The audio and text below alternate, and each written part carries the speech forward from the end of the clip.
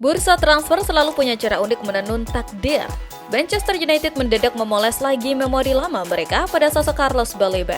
Di bawah ketenangan panggung Michael Carrick, setan merah memang butuh gelandang box-to-box yang bukan cuma tangguh memutus arah serangan, tapi juga anggun membagi bola. Laporan Sportmail mengonfirmasi Baleba masuk daftar perburuan utama, walau Brighton memilih bergeming tenang dan hanya mau bernegosiasi jika ada mahar yang benar-benar sepadan. Di sudut cerita berbeda, radar United ikut membidik ketajaman Oli Watkins. Langkah ini diposisikan sebagai skenario balasan andai Joshua Zirkzee benar-benar angkat kaki menuju Serie A. Mahar 40 juta pound sterling sudah disiapkan untuk merayu Aston Villa, meski perburuan dipastikan memanas lantaran Arsenal diam-diam ikut mengintai situasi sang penyerang. Di berita lain, pulangnya Jose Mourinho ke Santiago Bernabeu bukan sekedar nostalgia indah, melainkan misi meredam benturan ego yang sempat merusak keharmonisan tim. Korban paling menonjol dari revolusi ini adalah Vinicius Junior, yang nasibnya mulai terpojok menyusul deretan aksi indisipliner serta gestur menantangnya kepada Xabi Alonso.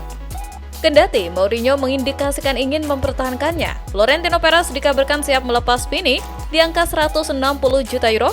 Terlebih, kedatangan Ousmane Diomande kian mempertegas sinyal perpisahan tersebut. Guna menghidupkan kembali ruh lini tengah pasca era Modric dan Kroos, Mourinho mendesak Perez memboyong Rodri dari Manchester City dengan Joao Neves sebagai pilihan cadangan. Sektor pertahanan yang rapuh pun dibenahi lewat perburuan Denzel Dumfries dan Alessandro Bastoni. Sementara itu dari ranah Italia, takdir Andrea Pirlo menukangi Gli Azzurri mendadak gugur sebelum berkembang. FIGC menghentikan proses negosiasi akibat riak politik terkait kerja sama bisnis Pirlo di Rusia. Pirlo menegaskan bahwa kontrak tersebut murni urusan komersial semata. Pirlo menegaskan bahwa kontrak tersebut murni urusan komersial semasa ia berkarir di Uni Emirat Arab tanpa ada muatan politik. Keputusan sepihak ini memicu kekecewaan mendalam hingga membuat Paolo Maldini dan Leonardo mempertimbangkan untuk mundur dari jajaran manajemen.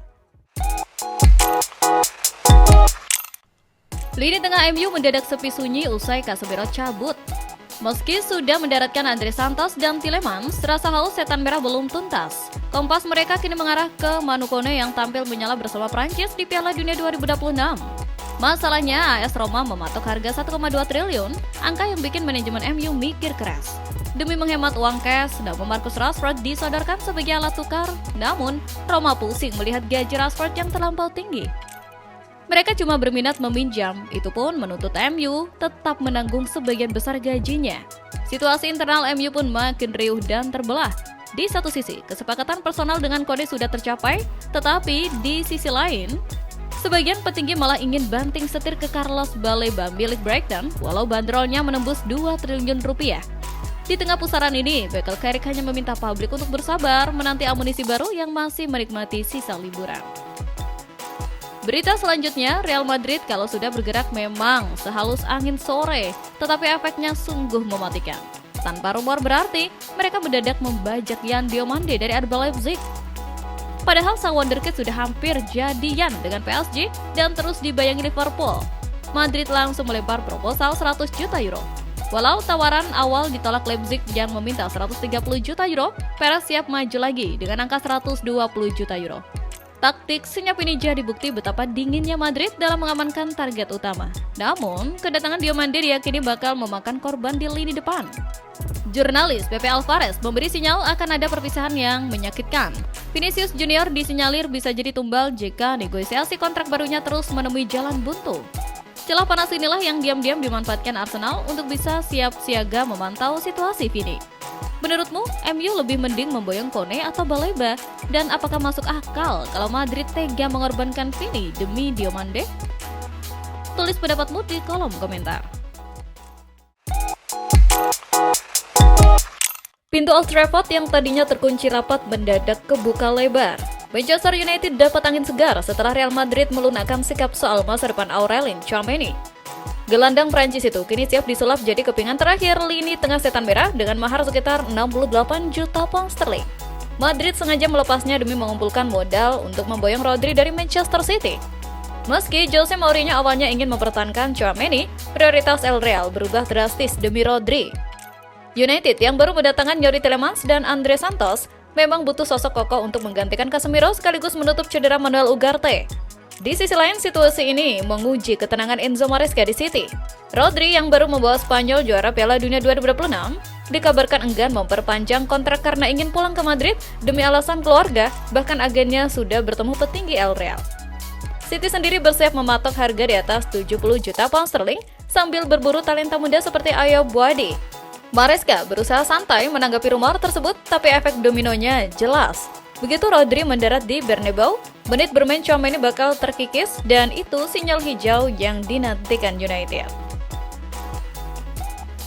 Berita selanjutnya, lupakan sejenak memori manis era MSN karena racikan Hansi Flick untuk musim 2026-2027 jauh lebih mengerikan. Di bawah kendali Deco, Barcelona bekerja dalam senyap demi mengakhiri puasa trofi Liga Champions. Tentu, perombakan ini memakan tumbal emosional. Robert Lewandowski resmi pamit ke MLS, Ansu Fati dilepas permanen ke Monaco, Inaki Peña ke Yunani, dan Marc-Andre ter Stegen bersiap menuju Ajax. Nama seperti Ferran Torres, Rooney, hingga Marc Casado masuk daftar jual. Sementara Rapinya terus digoda klub Arab Saudi di tengah rumor finansial keluarganya. Namun, duka Kulas langsung terobati oleh amnesti baru. Anthony Gordon didatangkan dari Newcastle sebagai mesin pressing, disusul Karim Ayademi dari Dortmund atas permintaan khusus Flick, serta bakat muda Mesir, Abdel Karim. Barca bahkan masih memburu Julian Alvarez untuk lini depan, plus membidik Christian Romero dan Aymeric Laporte demi mengunci lini belakang. Menurut kalian, apakah pergerakan transfer ambisius ini sudah cukup membawa Barca menguasai Eropa lagi? Atau masih ada posisi yang bolong? Ada aroma kebangkitan yang pelan-pelan berembus dari Old Trafford, bikin barisan rival mulai dingin tangannya. Taktik Carrick makin rapi, ditambah strategi Board MU yang makin cerdas beli pemain sesuai kebutuhan. Lini belakang makin adem berkat ketangguhan Sané Lamens, Lisandro, Maguire, plus duet Dalot Shaw. Di depan, trio Sesko, Mbeumo, dan Cunha siap bikin back lawan kena mental.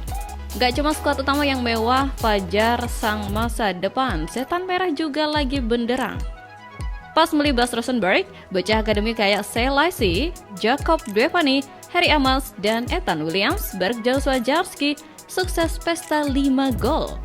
Vitek dan Dermotmi juga tenang mengamankan clean sheet. Tunas muda mereka beneran meledak. Kebahagiaan fans makin lengkap saat Kang Kapten Bruno Fernandes menolak godaan uang goib Arab Saudi demi bertahan di Old Trafford dengan taksiran gaji 400.000 pounds per minggu. Mangkisi nomor 10 fix tetap jadi ruh permainan. Sementara itu di berita lain, setelah sekian lama sepak bola Jerman tenggelam, asa itu akhirnya terbit lagi. DFB bergerak cepat memecat Nagelsmann usai tragedi gugur di babak 32 besar Piala Dunia 2026.